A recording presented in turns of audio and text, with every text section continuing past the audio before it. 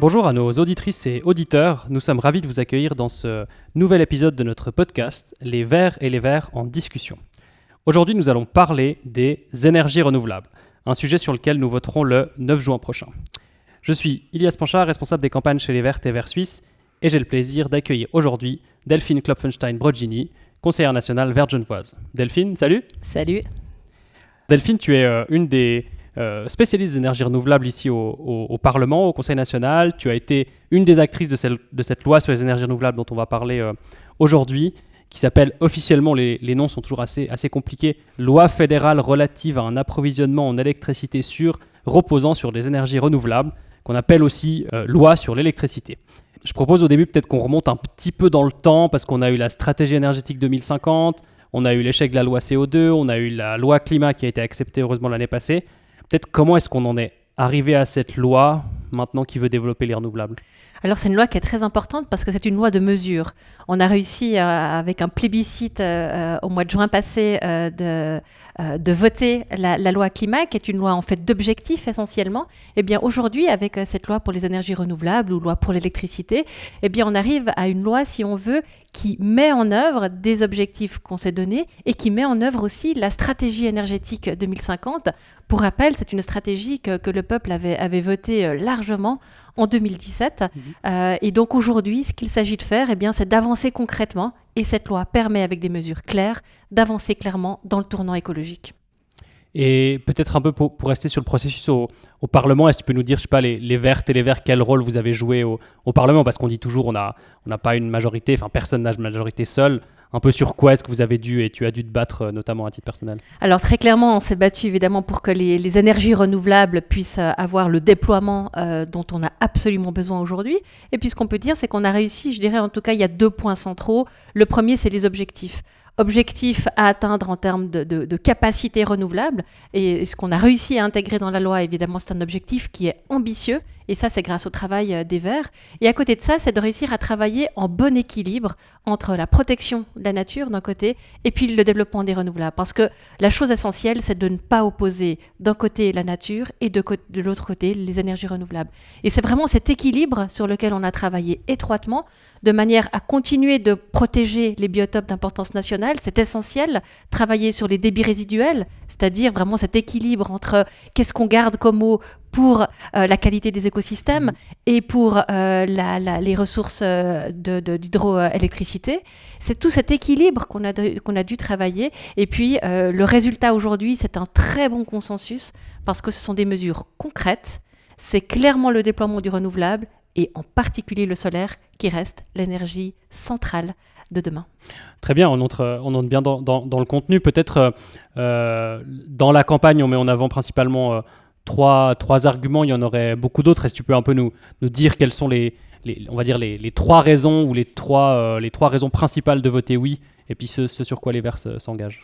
Alors premièrement, c'est vraiment réussir le tournant énergétique. Par ce tournant, on doit le faire aujourd'hui. On n'a plus de temps à attendre. Si on a décidé de s'émanciper du fossile, de tirer la prise du nucléaire, eh bien la solution aujourd'hui, c'est d'engager ce tournant énergétique. Cette loi permet d'engager ce tournant énergétique. Deuxièmement, de lutter contre le gaspillage énergétique. C'est une thématique qui a souvent été sous-exploitée dans nos différents textes jusqu'à présent. On s'est battu et depuis des années, les Vertes et les Verts se battent pour que la question des économies d'énergie représente clairement une ressource en soi.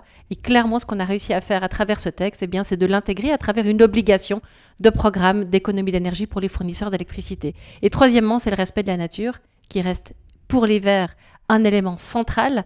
On ne peut pas déployer le renouvelable sur le dos de la nature. Bien au contraire, c'est ensemble qu'on doit travailler. Et cette loi permet de préserver la nature d'un côté tout en déployant le renouvelable. Parfait, c'est très clair. Sur le premier point, sur le réussir ou la réussite du tournant énergétique, peut-être un mot sur ce qu'on appelle la sécurité d'approvisionnement, puis notre dépendance. On parle d'énergie fossile importée. Peut-être à quel point est-ce que cette loi, elle touche vraiment le cœur de cet enjeu qui devrait réunir a priori tous les partis politiques. Parfaitement, parce qu'on parle là de souveraineté énergétique, c'est-à-dire de réussir à produire là où on consomme d'une certaine manière et avoir de l'énergie indigène produite en Suisse et consommée en Suisse. Cette loi permet ceci, notamment à travers le déploiement du solaire. Et c'est vrai que le fait même de pouvoir produire sa propre énergie, ça veut aussi dire qu'on casse les liens de dépendance avec des pays, notamment des pays autocratiques comme la Russie, où la dépendance avec le gaz notamment est problématique parce que non seulement on ne maîtrise pas les flux, mais on ne maîtrise pas les coûts. Avec cette loi ici, électricité pour les énergies renouvelables, eh bien, non seulement on arriverait à maîtriser davantage la production, mais aussi les coûts, et donc s'assurer que pour les ménages, évidemment, on arrive à une certaine sécurité de l'approvisionnement, tout en maîtrisant des coûts accessibles pour la population. Et sur le deuxième élément, tu as parlé de réduire le gaspillage d'énergie.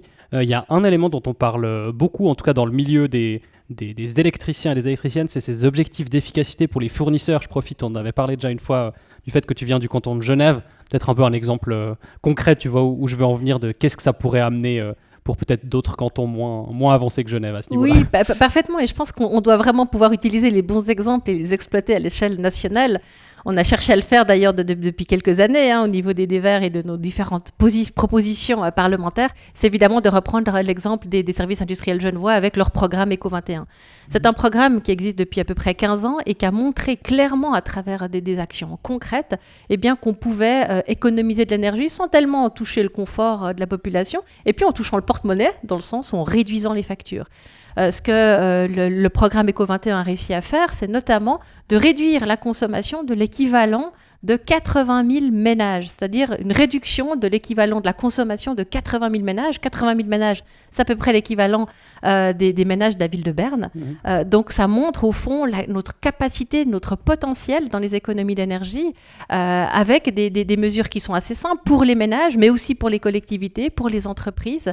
Et c'est un chemin qu'on doit prendre aujourd'hui de manière à travailler sur la question des appareils énergivores, mais aussi sur les bonnes pratiques, aussi sur le type de matériel qu'on utilise. Et là, il y a clairement un tournant à opérer. Le fait que dans cette loi, on ait le principe d'obligation de programme d'économie d'énergie, c'est s'assurer que l'économie d'énergie devienne une ressource en soi. Et c'est pour nous, les Vertes et les Verts, une magnifique étape. Si on prend ces deux points pour en arriver au troisième, donc en gros, on a le produire plus, produire mieux, donc plus de renouvelables, consommer moins ou consommer mieux avec la réduction du gaspillage d'énergie. Et puis le troisième qui est tout aussi important chez les Verts et Verts, sur lequel on a un engagement de longue date et qu'on continue, c'est ce respect de la nature.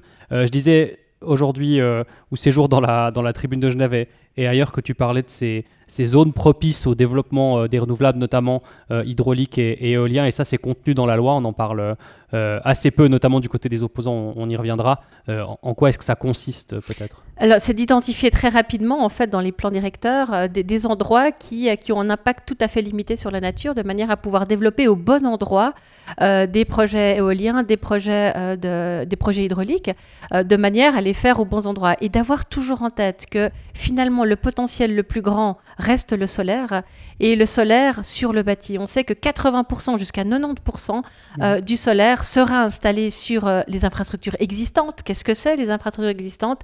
Eh bien, ce sont les toits, ce sont les façades, ce sont les barrières, par exemple, anti-bruit le long des autoroutes, sur les toits de zones industrielles, sur les toits des gares. On a un immense potentiel d'espace et avec un impact absolument limité sur la nature, c'est-à-dire développer là où le lieu est plus propice, est le moins impactant sur la nature, et là clairement où on a déjà eu une emprise, c'est-à-dire là où le bâti existe déjà. Ça permettra, comme tu dis, de protéger la nature et le paysage auquel on sait que les Suissesses et les Suisses sont très, très attachés. Tout à fait, y compris les Verts. Très clairement, la question de la protection du paysage fait partie aussi des combats qu'on mène depuis de nombreuses années. Le paysage, la nature, la biodiversité sont des éléments centraux qu'on doit préserver. Et on aura beaucoup d'occasions d'ailleurs, dans les textes à venir, on aura peut-être l'occasion d'y revenir, mais de défendre clairement cette biodiversité, de la protéger au plus proche. Et puis, ce texte, aujourd'hui, permet un bon équilibre. Un élément aussi sur lequel on insiste, c'est qu'on a quand même eu un soutien de la population pour la sortie du nucléaire, pour la sortie par étapes. En quoi est-ce qu'on voit peut-être le lien aussi à ce niveau-là, même si évidemment ce sujet veut être réouvert par d'autres, c'est quand même un enjeu majeur maintenant de concrétiser cette sortie du nucléaire. Parfaitement, parce que si on a décidé non seulement de nous émanciper du fossile, mais aussi de tirer la prise du nucléaire, c'est qu'on doit aujourd'hui trouver des alternatives. Ces alternatives, elles existent et elles se nichent très clairement, dans ce déploiement du renouvelable, le vrai renouvelable, c'est-à-dire le solaire, l'éolien, l'hydraulique, tout ça évidemment en accord avec la nature, et c'est là qu'on doit mettre le paquet. Donc c'est vrai que le choix même, et c'était un choix de la population, en 2017, la population a choisi une sortie programmée du nucléaire. Cette sortie programmée, elle doit être mise en œuvre, c'est notre responsabilité aujourd'hui de le faire, on peut le faire, on sait le faire, et le fait d'avoir des alternatives concrètes, clairement indiquées à travers les différents articles de cette loi, eh bien, nous permettra d'assurer l'approvisionnement électrique tout en faisant des bons choix pour le futur. Maintenant, je propose qu'on fasse peut-être quelques questions courtes, réponses courtes, pour changer aussi un peu de rythme. Je pense que là, on a fait une bonne, grande introduction. On pourra revenir sur certains points aussi par la suite, notamment sur les soutiens, sur la question du droit d'opposition. On voit que la campagne est largement lancée maintenant. Alors, question courte, réponse courte.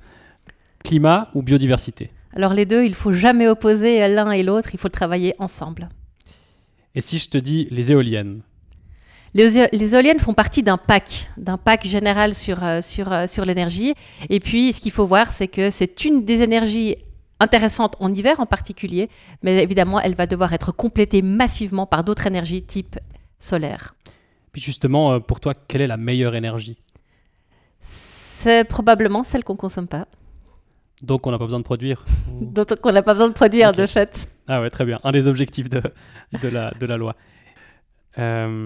Le solaire, alpin ou sur les toits? Sur les toits, bien sûr. Et les débits résiduels ou la petite hydraulique? Clairement, les débits résiduels, on doit vraiment travailler sur un bon équilibre de manière à ce que les écosystèmes aient suffisamment d'eau pour une biodiversité de qualité. Et tu es plutôt train ou vélo électrique? Je suis dans la combinaison, mais je fais beaucoup de vélo. Et enfin, produire plus ou produire moins? Produire moins et mieux. Merci. Pour revenir un peu à la campagne aussi, entrer un peu le débat a commencé. Il y a eu les différentes conférences de presse il y a peu de temps. Peut-être un petit topo de qui soutient la loi, parce qu'on entend un peu tout et son contraire en ce moment. Oui, alors ce qu'on voit clairement, ça a été d'abord le vote au niveau du Parlement, où tous les partis, sauf quelques UDC, ont soutenu cette loi. Donc c'est vraiment un plébiscite du Parlement. Et au-delà de tous les partis, sauf l'UDC encore une fois qui est divisé, les UDC romans sont bien plus ouverts à la loi que les UDC suisses allemands. Ça reste un parti divisé sur le sujet. Ce qu'on voit, c'est que les associations environnementales sont avec nous. Elles sont avec nous, elles ont été avec nous dans le cadre du travail parlementaire où on a travaillé étroitement pour assurer justement une protection élevée de la biodiversité. On voit qu'aujourd'hui, ProNatura, BirdLife, WWF, Greenpeace sont des associations, des ONG à l'échelle nationale qui aujourd'hui soutiennent la loi. Et peut-être dans la continuité un peu de ça, qu'est-ce qu'on peut dire par rapport au droit d'opposition? C'est quelque chose qui est souvent remis, qui est mis dans le débat maintenant sur quel est le maintien des droits démocratiques, par exemple. Alors, ils subsistent, évidemment, parce que les Verts ne seraient pas prêts à soutenir une loi si le droit de recours n'était plus actif. Nous nous battons au quotidien pour que le droit démocratique soit mis en œuvre. Le droit de recours sera toujours possible. On pourra toujours faire opposition à partir du moment où une installation, où on déciderait qu'une installation a un impact sur la nature qui n'est pas entendable. Cet exercice est toujours possible. Et puis, nous nous sommes battus, et ça, je pense que c'est vraiment important de le dire, dans le cadre des débats parlementaires, de manière à ce que ce droit soit maintenu. Il existe aujourd'hui.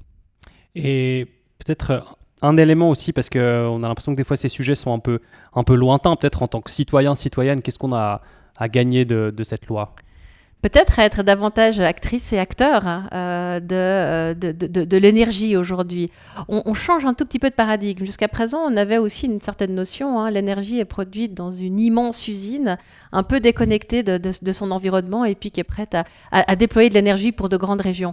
Aujourd'hui, et grâce à cette loi, notamment avec le déploiement solaire sur les toits, c'est au fond une autre logique, une décentralisation au fond de l'énergie. On va produire là où on consomme. Et quand je parle d'acteurs et actrices, c'est qu'au fond, chaque toit va jouer un rôle. Le toit abrite la population.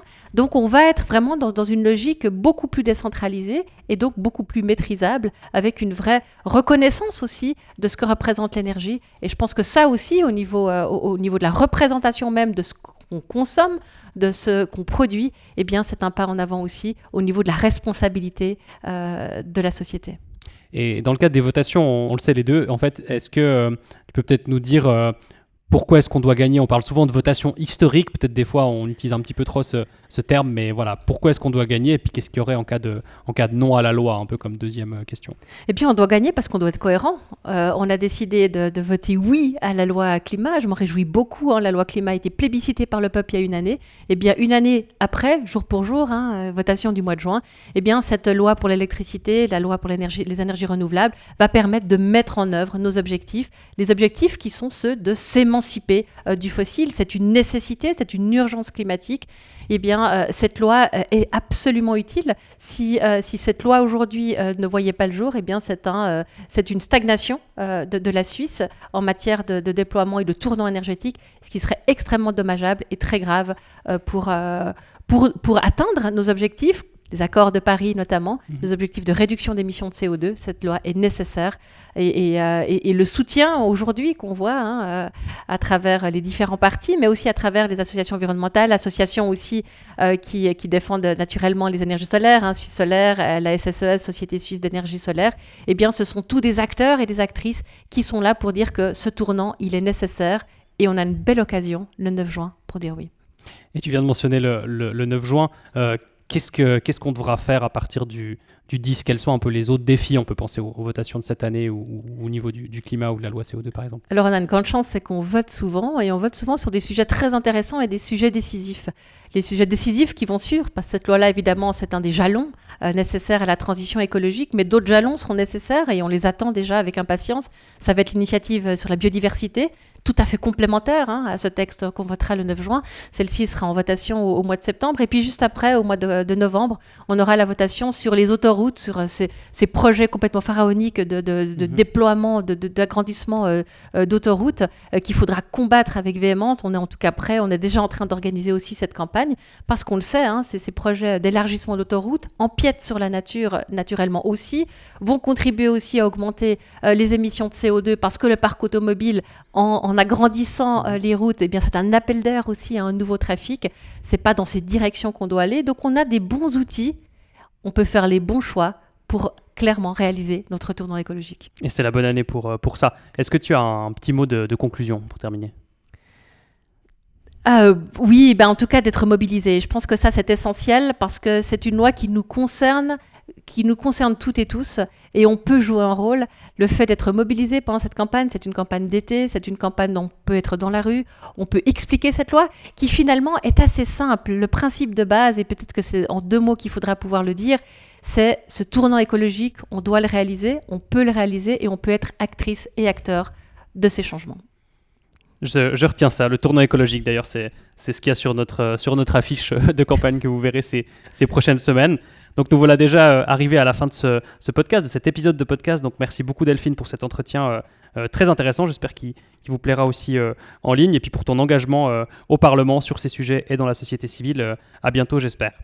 Et merci à tous les auditeurs, toutes les auditrices de nous avoir écoutés. N'hésitez pas comme à chaque fois à nous faire part de vos remarques, de vos critiques, de vos suggestions par mail à l'adresse suivante verts@verts.ch ou par WhatsApp au 079 920 80 93. Et n'oubliez pas de nous suivre sur notre canal YouTube, sur les applications de podcast, Spotify, Apple Podcast ou autres. Merci beaucoup. Merci. Ciao.